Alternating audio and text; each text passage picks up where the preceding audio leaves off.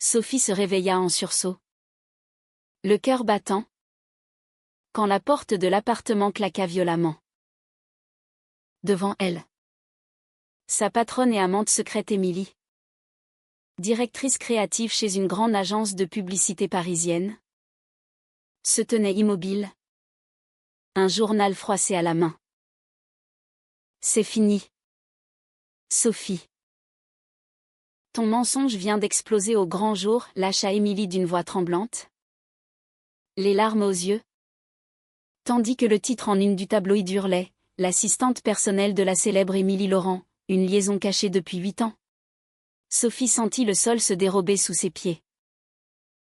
8 ans de secrets, de regards volés dans les couloirs de l'agence, de nuits passionnées dans des hôtels discrets. Tout cela menaçait de s'effondrer en un instant. Elle avait commencé comme simple stagiaire chez Laurent et Associés, une agence renommée du quartier du Marais, et avait gravi les échelons jusqu'à devenir l'assistante indispensable d'Émilie. Mais leur relation avait démarré bien avant, lors d'une soirée arrosée après un lancement de campagne, où un baiser impulsif avait tout changé. À l'époque, Émilie était mariée à un homme influent, un avocat parisien du nom de Marc, issu d'une famille conservatrice. Sophie, fraîchement sortie de l'université, avec ses rêves de carrière dans la publicité, n'avait pas prévu de tomber amoureuse d'une femme. Pourtant, ce fut le coup de foudre. Elle s'était promise de garder cela secret, Émilie pour protéger son mariage de façade et sa réputation professionnelle. Sophie pour ne pas risquer son emploi naissant. Mais au fil des ans, le secret était devenu un fardeau écrasant. Ce matin-là, Sophie attrapa le journal des mains d'Émilie. L'article, signé par un journaliste opportuniste, décrivait des détails intimes, des messages interceptés, des photos floues prises lors d'un voyage d'affaires à Cannes. Comment ont-ils su, murmura Sophie, la voix brisée. Émilie secoua la tête, le visage pâle. Peu importe. Marc l'a vu en premier. Il m'a appelé à l'aube, furieux. Il exige le divorce immédiat et menace de tout révéler à l'agence. La journée qui suivit fut un tourbillon de chaos. Sophie, âgée de 28 ans, avec ses cheveux blonds courts et son allure dynamique, se rendit au bureau comme si de rien n'était, mais son esprit bouillonnait. Émilie, 35 ans, élégante avec ses cheveux châtains et son charisme naturel, l'évita toute la matinée. Lors d'une réunion d'équipe, leurs regards se croisèrent brièvement, chargés d'une tension palpable. Sophie sentait les murmures des collègues, des rumeurs circulaient déjà dans les couloirs. Le soir venu, Sophie rentra chez elle. Un petit appartement dans le 11e arrondissement. Et appela sa mère. Madame Dupont, une enseignante à la retraite vivant en banlieue, avait toujours soupçonné quelque chose mais n'avait jamais osé demander. Maman, j'ai besoin de te parler, dit Sophie, la voix tremblante. Sa mère, élevée dans une famille catholique stricte, répondit avec une hésitation évidente, Sophie, tu sais que je t'aime. Mais, est-ce que c'est à propos d'une femme? Ton père et moi, on s'inquiète pour toi. La société n'est pas prête pour ça. Cette conversation raviva les vieux démons de Sophie. Enfant unique, elle avait grandi sous la pression d'être la fille parfaite, bonne note. Mariage traditionnel? Enfant. Découvrir son attirance pour les femmes à l'adolescence avait été un choc, qu'elle avait enfoui profondément. Rencontrer Émilie avait libéré ses sentiments. Mais à quel prix? Elle se rappelait les nuits blanches à se demander si elle trahissait ses parents en vivant ce mensonge. Pendant ce temps, Émilie affrontait son propre enfer. Chez elle, dans un luxueux appartement haussmannien près de l'opéra, Marc l'attendait avec un avocat. « Tu m'as humiliée, Émilie. 8 ans? Avec ton assistante? C'est pathétique, cracha-t-il. Émilie, les épaules voûtées, tenta de se défendre. Notre mariage était mort depuis longtemps. Tu le sais bien.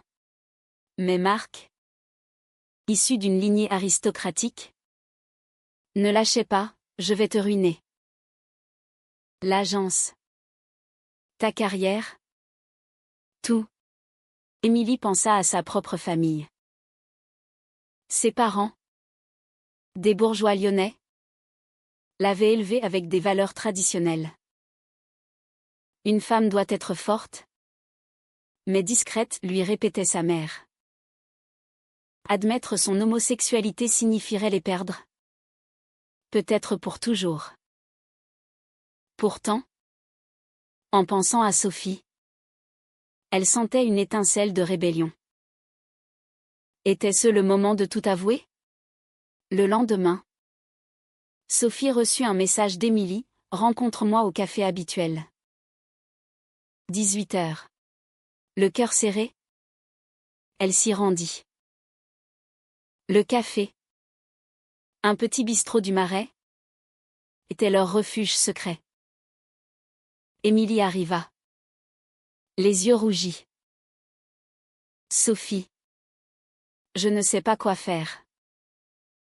Marc veut tout, la maison, les économies et l'agence. Si ça sort, je perds des clients conservateurs. Sophie prit sa main sous la table. Un geste risqué. On peut s'enfuir. Quitter Paris. Recommencer ailleurs. Mais Émilie retira sa main. Et ta famille? Tes amis? Tu es prête à tout perdre pour moi? Sophie hésita. Elle pensa à ses parents, à ses collègues qui la verraient différemment. La société française, malgré ses avancées, gardait des poches de conservatisme, surtout dans les milieux professionnels. Ce soir-là, une dispute éclata. Sophie accusa Émilie de lâcheté, 8 ans. Et tu as peur d'assumer? Émilie riposta, et toi? Tu vis dans l'ombre parce que tu crains le jugement de ta mère. Elles se séparèrent en larmes. Le doute planté comme une épine. Les jours suivants, la pression monta. Sophie apprit que des collègues murmuraient sur son favoritisme au bureau. Une promotion récente était remise en question. Émilie, de son côté, reçut un appel de son père. « Qu'est-ce que j'entends?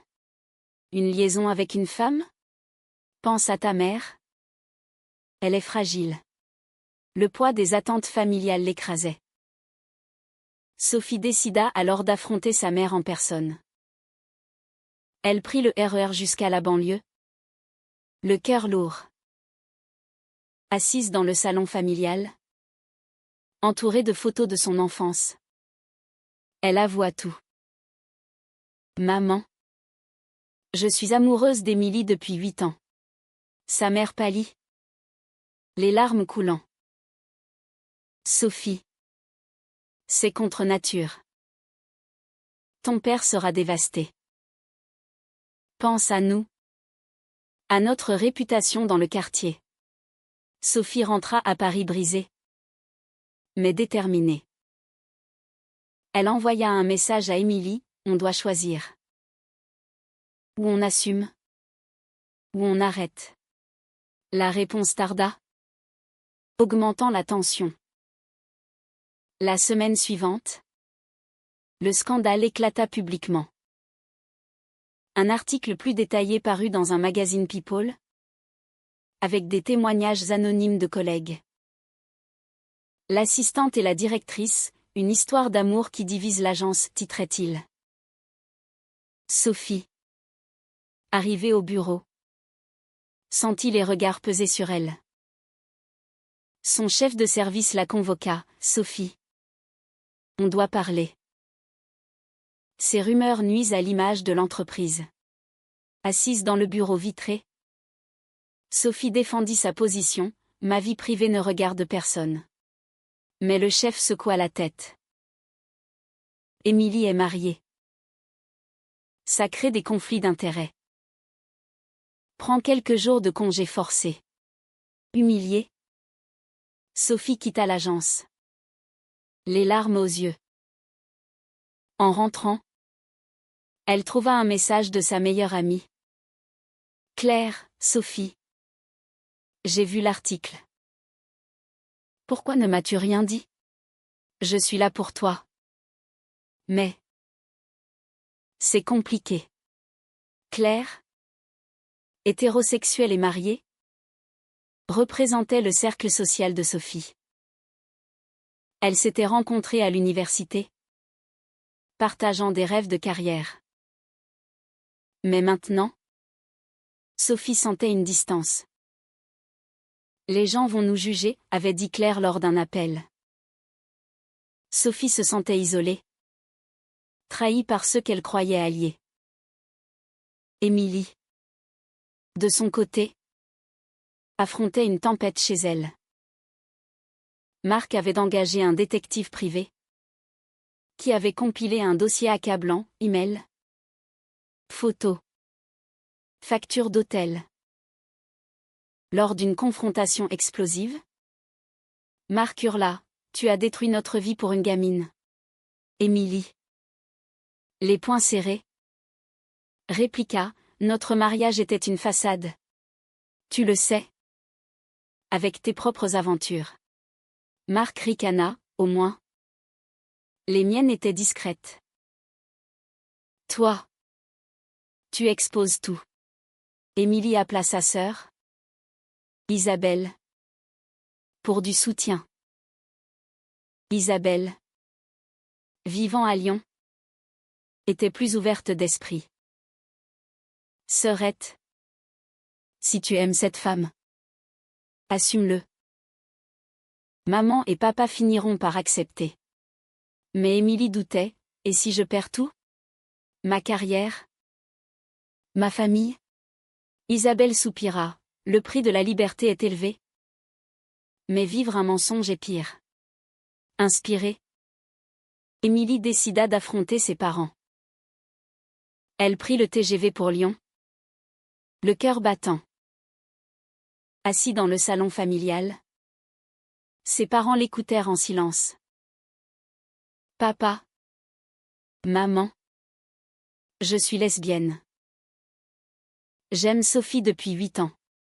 Son père, un retraité conservateur, se leva brusquement, c'est une phase. Tu as été influencé par Paris et ses mœurs décadentes. Sa mère pleura, pense à tes neveux. À l'exemple que tu donnes. Blessée, Émilie rentra à Paris, plus résolue.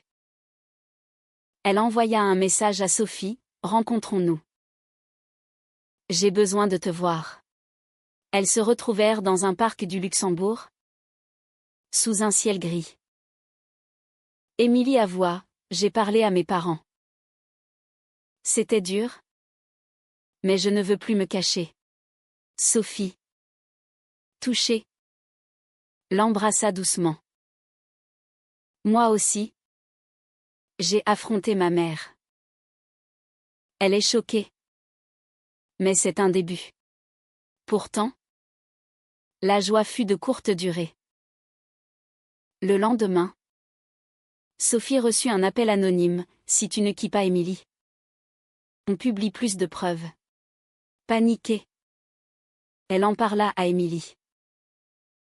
C'est Marc? J'en suis sûre, dit Émilie. Elles décidèrent de contre-attaquer. Émilie contacta son avocat pour accélérer le divorce. acceptant de perdre une partie de ses biens. Au bureau, la tension culmina lors d'une réunion générale. Un collègue conservateur lança « Émilie. Ces rumeurs affectent l'équipe. On perd des clients. » Émilie. Debout. Répondit calmement « Ma vie privée est mienne. Si vous ne pouvez l'accepter, partez. » Sophie. De retour de congé, la soutint silencieusement. Mais le soir, une trahison inattendue frappa. Claire, l'amie de Sophie, avoua avoir parlé à la presse. Je l'ai fait pour ton bien. Sophie. Tu mérites mieux qu'une vie cachée. Furieuse, Sophie coupa les ponts. Tu m'as trahi. Le prix de l'honnêteté montait. Émilie, quant à elle, reçut une offre d'emploi d'une agence concurrente, plus progressiste. C'est une chance de recommencer, dit-elle à Sophie. Mais Sophie hésita. Et si on échoue? Les semaines passèrent dans un tourbillon d'émotions. Sophie affronta son père, qui réagit avec colère. Tu nous déshonores. Elle perdit des amis, mais gagna en force intérieure. Émilie finalisa le divorce, payant cher en biens matériels, mais libérée. Un soir, lors d'un dîner intime, elles discutèrent de l'avenir. On pourrait s'installer ensemble, proposa Sophie. Émilie sourit, oui. Mais soyons prudentes. La société n'est pas encore tout à fait prête. Pourtant, un nouveau choc arriva, l'agence licencia Sophie pour un conflit d'intérêts. Dévastée, elle accusa Émilie, c'est à cause de toi. Émilie pleura, je me bats pour nous. Leur relation vacilla sous le poids des sacrifices. Les mois suivants furent marqués par une série de confrontations intenses. Sophie, sans emploi, chercha du travail dans d'autres agences parisiennes, mais les rumeurs l'avaient précédée. Votre passé avec Émilie Laurent est problématique, lui dit un recruteur. Frustrée, elle se tourna vers des jobs freelance, travaillant de chez elle sur des campagnes publicitaires mineures. Chaque refus ravivait sa colère envers Émilie, j'ai tout perdu pour toi. Émilie, restée à l'agence, luttait pour maintenir son poste. Des clients traditionnels se retiraient, invoquant des valeurs incompatibles. Lors d'une réunion avec les actionnaires, elle défendit sa position, mon orientation sexuelle n'affecte pas mon talent. Mais un actionnaire âgé répliqua, dans ce milieu, l'image compte. Vous nous coûtez cher. Émilie envisagea de démissionner, mais pensa à Sophie, si je pars, comment on survivra? Un soir, Sophie reçut un appel de sa mère, ton père est malade. Le stress de tout ça l'a affaiblie. Coupable, Sophie prit le train pour la banlieue. À l'hôpital, son père, alité, murmura, Sophie. Je ne comprends pas. Mais je t'aime. Pour la première fois. Une brèche s'ouvrit. Sophie pleura, papa. J'essaie juste d'être heureuse. Ce moment de vulnérabilité la fit réfléchir, valait-il la peine de tout sacrifier? De retour à Paris, elle confronta Émilie, ma famille souffre à cause de nous. Peut-être qu'on devrait arrêter. Émilie, choquée, riposta, après tout ça? Tu abandonnes? La dispute dégénéra, avec des accusations de lâcheté mutuelle. Elles se séparèrent pour la nuit, chacune ruminant ses doutes. Le lendemain, Émilie reçut une lettre de sa mère, viens à Lyon. On doit parler. Elle y alla, espérant une réconciliation. Assise à la table familiale, sa mère avoua: j'ai eu tort. Ton bonheur compte plus que les apparences. Son père, plus réticent, ajouta: ça prendra du temps, mais on essaiera. Soulagée, Émilie rentra avec un espoir renouvelé. Mais Sophie, de son côté, traversait une crise. Elle rencontra une ancienne collègue qui lui offrit un job à condition de rester discrète sur sa vie privée. Tentée, Sophie accepta, mais cela signifiait cacher à nouveau son amour. C'est un pas en arrière, se dit-elle. Mais la stabilité financière l'emporta. Lorsqu'Émilie apprit cela, elle fut blessée. Tu recommences à mentir? Sophie défendit son choix. Je dois survivre. Toi, tu as ton poste. Leur relation se tendit, avec des silences pesants et des nuits solitaires. Un tournant arriva lors d'un événement professionnel, un gala de la publicité à l'hôtel de ville. Émilie y alla seule, mais croisa Sophie, invitée par son nouveau employeur. Leurs regards se croisèrent, chargés d'émotion. Plus tard, dans un coin discret, elles parlèrent. Je t'aime toujours, murmura Émilie. Sophie répondit, moi aussi. Mais le prix est trop élevé. Soudain, Marc apparut, ivre et vindicatif. Vous deux. Ensemble? Pathétique. Il causa une scène, attirant l'attention. Émilie le confronta, c'est fini. Marc. Laisse-nous. Sophie, courageuse, ajouta, on n'a plus peur. La presse captura le moment, amplifiant le scandale. Les retombées furent immédiates. Sophie perdit son nouveau job, trop de publicité négative. Émilie fut mise en congé par son agence. Désespérées, elles décidèrent de s'unir, on affronte ça ensemble. Elles contactèrent une association LGBT pour du soutien. Lors d'une réunion, elles rencontrèrent d'autres femmes dans des situations similaires, partageant des histoires de discrimination. Cela renforça leur détermination. On peut changer les choses, dit Émilie. Mais un nouveau coup, la mère de Sophie refusa de la voir, influencée par des voisins conservateurs. Le quartier parle, dit-elle au téléphone. Sophie, brisée, questionna son choix, ai-je bien fait? Émilie, pour la consoler, organisa un voyage à la campagne, près de Deauville. Là, loin du tumulte, elles reconnectèrent. Peu importe le prix. Tu vaux la peine, dit Émilie. Sophie sourit. Mais le doute persistait. De retour, elles affrontèrent la réalité, dettes accumulées, amis perdus. Émilie vendit des bijoux pour payer les factures. Sophie freelança plus dur, ignorant les jugements.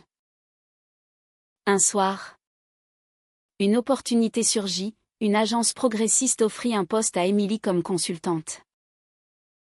Mais seulement si je suis ouverte sur ma vie, dit-elle. Sophie l'encouragea, fais-le. La transition fut brutale. Émilie accepta le nouveau poste, déménageant dans une agence du quartier de Bastille, plus inclusive. Ici, on célèbre la diversité, lui dit sa nouvelle patronne. Mais le salaire moindre signifiait des sacrifices, vendre l'appartement haussmannien, vivre plus modestement. Sophie, toujours freelance, les rejoignit dans un petit loft du 20e arrondissement. Leur vie quotidienne devint un équilibre précaire. Matin calme. Mais soirée chargée de discussions sur les pertes. J'ai perdu ma famille pour ça, confia Sophie un soir. Émilie répondit, la mienne s'adapte lentement. Donne du temps à la tienne. Mais Sophie doutait, un appel rejeté de sa mère la hantait. Au travail, Émilie affronta des défis. Un client homophobe refusa de collaborer, je ne travaille pas avec des gens comme vous. Elle le perdit. Mais gagna le respect de l'équipe. Ton courage inspire, lui dit un collègue. Cela la motiva. Mais le stress l'usait. Sophie, de son côté, reçut une offre alléchante d'une agence à l'étranger. À Berlin. C'est une chance de recommencer sans bagage, pensa-t-elle. Mais cela signifiait quitter Émilie. Lors d'un dîner, elle avoua, j'ai une proposition à Berlin. Émilie pâlit, et nous? Sophie hésita, peut-être une pause? La dispute qui suivit fut violente. Tu fuis, accusa Émilie. Non. Je protège ce qui reste de moi, rétorqua Sophie. Elles dormirent séparément. Le fossé grandissant. Le lendemain, Sophie appela Claire pour des conseils. Malgré la trahison passée. J'ai eu tort, admit Claire. Mais si tu aimes Émilie. Bats-toi. Inspirée. Sophie refusa l'offre berlinoise. Je reste, dit-elle à Émilie. Elles se réconcilièrent. Mais la tension subsistait. Un événement majeur secoua leur monde, une manifestation pour les droits LGBT à Paris. Elles y participèrent. Main dans la main. Pour la première fois publiquement. Des photos circulèrent. Attirant soutien et haine. Sophie reçut des messages anonymes injurieux, dégénérés. Émilie. Un email de menace au bureau. Cela réveilla des peurs profondes. Sophie se confia à un thérapeute, j'ai peur de regretter. Le thérapeute posa, qu'est-ce qui compte plus, l'amour ou l'approbation sociale? Sophie réfléchit. Réalisant que son amour pour Émilie était authentique. Émilie. Quant à elle, renoua avec Isabelle, qui visita Paris. Vous formez un beau couple, dit-elle. Cela apporta du baume au cœur. Mais un choc final approcha. Marc, non content du divorce, intenta un procès pour dommages moraux, réclamant plus d'argent. Émilie, épuisée, céda une partie de ses économies. C'est le prix de la liberté, dit-elle. Amère. Sophie, pour aider, accepta un job sous-payé dans la même agence qu'Émilie. Comme assistante junior. Retour à la case départ, ironisa-t-elle. Mais cela renforça leur lien. Les mois passèrent. Avec des hauts et des bas. La famille de Sophie commença à Tao, un appel de sa mère pour Noël. Viens avec Émilie, dit-elle timidement. Émue. Le couple accepta. À Lyon. Les parents d'Émilie invitèrent Sophie. Bienvenue, dit le père. Maladroit. Ces gestes de réconciliation guérirent des blessures. Pourtant, des cicatrices restaient. Sophie perdit des opportunités professionnelles à cause de son passé. Émilie luttait contre le burn-out. Avons-nous bien fait, se demandait-elle. Un soir, lors d'une promenade le long de la Seine, elles décidèrent, on écrit notre histoire. Pour aider les autres. Elles commencèrent un blog anonyme, partageant leur lutte. Les réponses affluèrent, soutien de la communauté LGBT. Critique des conservateurs. Cela les unit plus que jamais. Mais le débat intérieur persistait, le sacrifice valait-il la peine? L'année suivante apporta une stabilité fragile. Sophie et Émilie, maintenant ouvertement ensemble, naviguaient dans une société en évolution. À Paris, les lois progressistes offraient une protection, mais les mentalités variaient. Au travail, Émilie gravit les échelons, devenant directrice adjointe. Sophie, avec son talent, lança sa propre petite agence freelance, spécialisée en campagnes inclusives. Mais les échos du passé ressurgissaient. Lors d'une conférence sur la diversité en publicité, Émilie parla publiquement, « J'ai caché mon amour pendant 8 ans. Le coup fut immense, famille, amis, carrière. » L'auditoire applaudit. Mais un journaliste posa, « Regrettez-vous » Émilie répondit, « Non. Car j'ai gagné ma vérité. » Sophie, dans le public, sentit une fierté mêlée de douleur. Elle pensa à ses parents, maintenant plus acceptants. Lors d'un dîner familial, son père avait dit, « Je suis fier de ta force. » Sa mère ajouta, « Émilie est charmante. » Ces mots guérissaient. Mais le chemin avait été long. Pourtant, des trahisons passaient hantaient. Claire tenta de renouer. Mais Sophie refusa, la confiance est brisée. Des collègues anciens évitaient Émilie aux événements. Un jour, un appel inattendu, « Marc, remarié ?» demanda pardon. « J'étais jaloux et blessé, avoua-t-il. » Émilie accepta, fermant un chapitre. Leur relation évolua vers une maturité profonde. Elles adoptèrent un chat, symbole de leur foyer stable. Des voyages en Provence renforcèrent leurs liens, loin des jugements. Mais un dilemme moral surgit. Une jeune stagiaire à l'agence d'Émilie confia son homosexualité cachée. Émilie conseilla, « Assume-toi. Mais prépare-toi au prix. » Sophie, apprenant cela, questionna, « Et si elle souffre comme nous ?» Cela raviva leurs débats internes. Sophie écrivit dans leur blog, « L'amour vrai vaut-il tous les sacrifices ?» Les commentaires divisaient, certains disaient oui. D'autres non. Lors d'une crise, Sophie reçut une offre lucrative d'une agence conservatrice, à condition de rester discrète. Tentée par la sécurité financière, elle en parla à Émilie. « C'est revenir en arrière, » dit Émilie.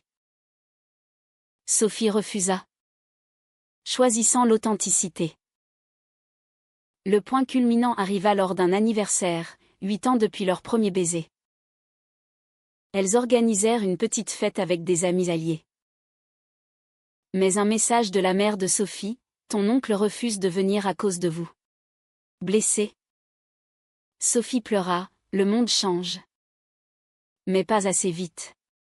Émilie la serra, « On a changé nous-mêmes. » C'est déjà une victoire. Elles trinquèrent à leur résilience.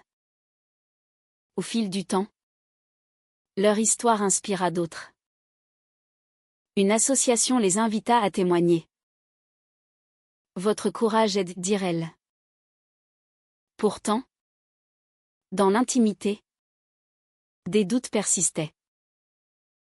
Si c'était à refaire, le ferais-tu ? Demanda Sophie un soir.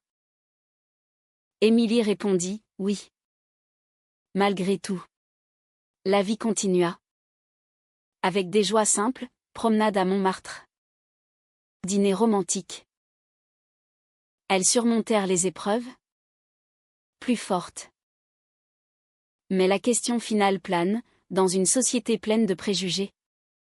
Cacher son amour est-il une trahison de soi-même? Ou une protection nécessaire?